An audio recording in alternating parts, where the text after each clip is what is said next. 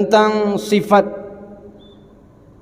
yang mulia, yaitu baginda Rasulullah sallallahu alaihi wasallam, yang hal tersebut layak untuk kita jadikan sebagai qudwah dan uswah dalam kehidupan sehari-hari. Karena di dalam Al-Quran disebutkan, laqad kana lakum fi rasulillahi uswatun hasanah. Pada diri baginda Nabi sallallahu alaihi wasallam ada contoh tauladan yang layak untuk diikuti, liman kana yarjullaha wal yawmal akhir, bagi orang yang berharap berjumpa dengan Allah Subhanahu wa taala dan hari akhir. Insyaallah pada kesempatan yang mulia ini akan kita sampaikan satu sifat daripada baginda Rasulullah sallallahu alaihi wasallam, yaitu di dalam bab ma jaa fi tawadhu'i Rasulillah sallallahu alaihi wasallam, yaitu bagaimana baginda Rasulullah sallallahu alaihi wasallam memiliki sifat yang tawadhu. Satu hadis yang kami nukil dari kitab Asy-Syama'il Muhammadiyah yang diriwayatkan oleh Anas bin Malik radhiyallahu anhu. Anas bin Malik radhiyallahu anhu adalah khadim Nabi kita Nabi Muhammad sallallahu alaihi wasallam. 10 tahun beliau menjadi pelayan baginda Nabi sallallahu alaihi wasallam. Maka beliau banyak menengok bagaimana mulianya akhlak daripada baginda Rasulullah sallallahu alaihi wasallam. Salah satu di antaranya adalah sifat tawadhu daripada baginda Rasulullah sallallahu alaihi wasallam. Apa kata beliau menceritakan kepribadian Nabi sallallahu alaihi wasallam, ketawaduan Nabi kita Nabi Muhammad sallallahu alaihi wasallam. Dan insya-Allah ini bisa kita tiru. Dan kalau kita menirunya, kita akan mendapatkan dan kita akan memperoleh ganjaran pahala yang besar daripada Allah Subhanahu wa taala. Kana Rasulullah sallallahu alaihi wasallam, Rasulullah sallallahu alaihi wasallam memiliki sifat, kata Anas bin Malik radhiyallahu anhu. Apa sifat beliau? Ya'udul marda. Sifat mulia yang ada pada baginda Rasulullah sallallahu alaihi wasallam adalah beliau sering mengunjungi orang-orang sakit. Walau kana kuffaran, walaupun itu yang sakit adalah orang-orang yang kafir, bahkan orang-orang Yahudi sekalipun. Yurja islamuhum, yang diharapkan mereka bisa masuk Islam dengan akhlak dan tawadhu'nya baginda Rasulullah sallallahu alaihi wasallam. Satu ketika ada anak seorang Yahudi kaum muslimin, diceritakan dalam syarah Asy-Syama'il Muhammadiyah ini. Ada seorang anak Yahudi, dia dalam keadaan sakit. Sakitnya itu sudah mendekati sakaratul maut, atau kondisinya sudah dalam keadaan sakarat. Ketika itu baginda Rasulullah sallallahu alaihi wasallam datang mengunjungi anak kecil Yahudi ini, yang mana anak kecil ini sering berkhidmat kepada Nabi sallallahu alaihi wasallam. Nabi, idza ahsana ilaikum fa ahsinu. Kalau ada orang berbuat baik kepada kalian, kata Nabi, maka balas perbuatan baik itu dengan kebajikan. Itulah sifat Nabi. Anak seorang Yahudi ini berbuat baik kepada Nabi sallallahu alaihi wasallam, maka Nabi balas. Ketika dia dalam keadaan sakit yang parah, Rasulullah duduk di dekat kepala anak kecil ini. Lalu Rasulullah sallallahu alaihi wasallam berkata kepada anak kecil ini, "Aslim ya gulam." Engkau Islamlah, ucapkan syahadat, wahai ananda. Anak kecil ini ketika dia mendengar Rasulullah sallallahu alaihi wasallam mengajak dia untuk bersyahadat, dia tengok ayahnya yang seorang Yahudi tadi. Sambil menengok kepada ayahnya, dia berharap ayahnya memberikan semacam persetujuan. Tapi apa yang terjadi? Dengan digerakkan oleh Allah Subhanahu wa taala, maka ayahnya mengiyakan. Apa kata ayahnya? Ati' Abul Qasim. Wahai Ananda, engkau taati Nabi Muhammad SAW itu. Akhirnya apa? Dia pun masuk Islam. Anak kecil yang tadi, yang dia masih Yahudi tadi, masuk Islam.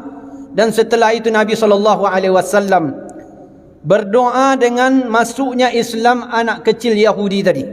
Apa kata beliau? Alhamdulillahilladzi anqadhahu minan nar. Segala puja dan puji milik Allah yang telah menyelamatkan hamba ini dari api neraka. Begitu bergembiranya Nabi kita Nabi Muhammad SAW dengan masuk Islamnya anak kecil seorang Yahudi ini tadi. Hadirin yang dimuliakan oleh Allah Subhanahu wa taala, begitulah adab daripada baginda Nabi, tawaduknya Nabi, walaupun yang tidak seakidah dengan beliau, untuk perkara sakit, ketika ada yang sakit beliau akan kunjungi. Dan beliau menanyakan kaifa haluk. Biasanya ketika beliau berkunjung atau menengok orang-orang sakit, beliau menanyakan kondisi dan keadaannya. Jikalau orang yang sakit itu membutuhkan bantuan dari Nabi, maka Nabi SAW tidak segan-segan untuk memberikan bantuan uluran, bantuan kepada yang sakit. Maka dari akhlak Nabi Muhammad SAW yang mulia ini, kita sebagai umatnya hendaknya bisa bersifat seperti ini. Siapapun di antara kita yang sakit, yang kayakah dia, yang miskinkah dia, orang terpandangkah dia, atau orang yang terpinggirkan dalam kehidupan kemasyarakatan kita, siapapun yang sakit di antara kita, menengok bagaimana akhlak Nabi, kita mencontoh. Kunjungilah orang-orang sakit. Dengan kita mengunjungi orang-orang sakit, mungkin banyak fadilah yang kita dapatkan. Pertama, akan terjalin komunikasi hati dari hati ke hati. Orang yang dikunjungi merasa senang, dan orang yang mengunjungi mendapatkan rahmat daripada Allah Subhanahu wa taala. Itu sifat daripada baginda Nabi SAW.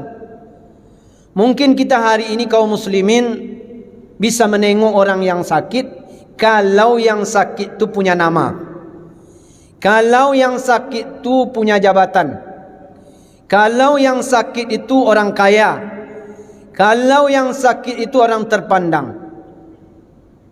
Tapi kalau orang yang sakit itu mungkin orang yang miskin, orang yang fakir, orang yang tidak dipandang dalam kehidupan masyarakat, itu agak sulit kita untuk mengunjungi mereka. Mudah-mudahan dengan kita membaca sifat dari baginda Rasulullah SAW dalam hadis yang mulia ini, kita mencontoh sifat itu. Siapapun yang sakit di antara kita, maka insya Allah kita siap untuk mengunjungi mereka. Yang kedua, kata Anas bin Malik menceritakan Rasulullah SAW, wa yashhadul janaiz. Begitu nampak sifat tawaduk Nabi SAW, beliau senantiasa menyaksikan jenazah. Kalau ada yang meninggal, siapapun di antara mereka yang meninggal, maka Nabi kita Nabi Muhammad SAW akan senantiasa menyaksikan jenazah itu. Wassalatu alaiha. Beliau juga ikut menyelenggarakannya, menyolatkannya sampai menghantarkannya ke kubur kalau itu memang seorang muslim.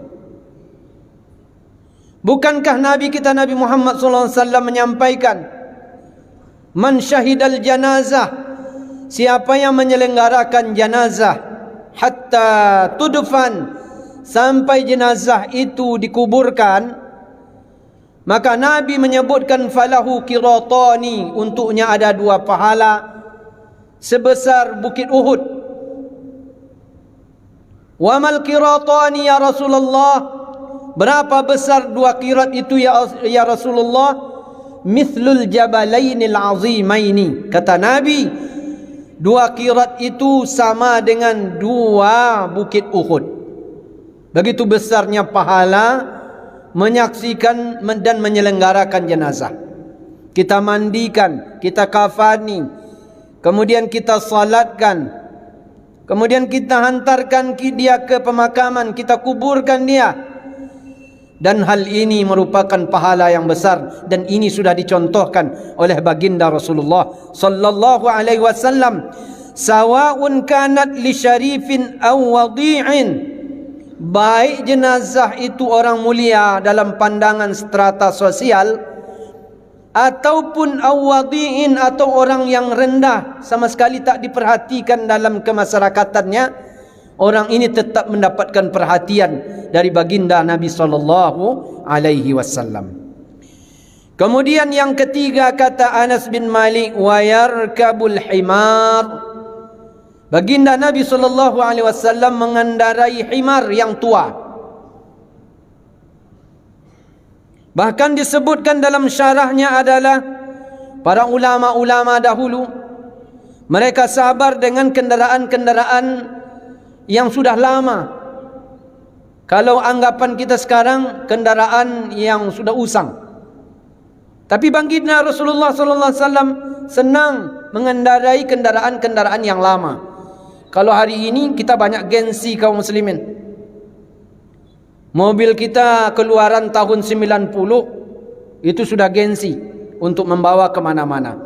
Akhirnya kita pun kredit menyebabkan kita tambah berat lagi. Baginda Rasulullah sallallahu alaihi wasallam tidak seperti itu. Dia tampil apa adanya sesuai dengan kondisi dan keadaan beliau. Beliau tidak ingin memberatkan dirinya dengan berbagai macam persoalan, terutama sekali tentang stil, tentang penampilan. Beliau tampil apa adanya. Bahkan disebutkan dalam riwayat ini, beliau senang mengendarai himar yang sudah tua. Maka insya-Allah dari sifat baginda Nabi sallallahu alaihi wasallam ini kita bisa menirunya. Jangan kita merasa gengsi dalam hidup ini. Kalau hanya ada pakai sepeda, pakai sepeda. Kalau yang hanya ada kendaraan roda 2 tahun 1990 sekian, pakai yang itu. Jangan memberatkan diri dengan membeli kendaraan yang mungkin kita tidak mampu untuk membelinya. Kita paksa-paksa diri kita karena ingin menjaga stil kita. Lalu yang terakhir adalah wa yujibu da'watal 'abdi. Beliau senantiasa memenuhi undangan, walaupun undangan itu dari seorang hamba sahaya. Itulah sifat dari baginda Rasulullah sallallahu alaihi wasallam. Wa yujibu da'watal 'abdi, beliau senantiasa memenuhi undangan hamba sahaya. Sampai hamba sahaya yang mengundang beliau untuk diundang ke rumahnya, beliau datang. Orang kaya juga begitu kaum muslimin. Rasulullah sallallahu alaihi wasallam dalam perkara ini tidak memandang. Kalau diundang, beliau datang. Kalau beliau ada kesempatan untuk datang, beliau datang. Begitulah tawaduknya baginda Rasulullah sallallahu alaihi wasallam. Mungkin hari ini sifat-sifat itu sudah jauh dari kehidupan kita. Kita hanya mau memenuhi undangan orang-orang yang mungkin level kehidupannya berada di level A, sementara yang berada di level C, D kita tidak mau, walaupun undang itu sudah berkali-kali diundang kepada kita. Maka dengan membaca sifat daripada baginda Rasulullah sallallahu alaihi wasallam ini, insya-Allah kita pun bisa mengikuti jejak dan langkah kehidupan baginda Rasulullah sallallahu alaihi wasallam. Baginda Rasulullah sallallahu alaihi wasallam adalah bulan purnama dalam gelapnya kehidupan kita. Mudah-mudahan apa yang kita sampaikan pada kesempatan ini ada manfaatnya, dan insya-Allah pada kesempatan yang lain akan kita sampaikan lagi bagaimana akhlak yang terpuji daripada baginda Rasulullah sallallahu alaihi wasallam. Mohon maaf atas segala khilaf dan salah. Wabillahi taufik wal hidayah. Wassalamualaikum warahmatullahi wabarakatuh. Allahu akbar.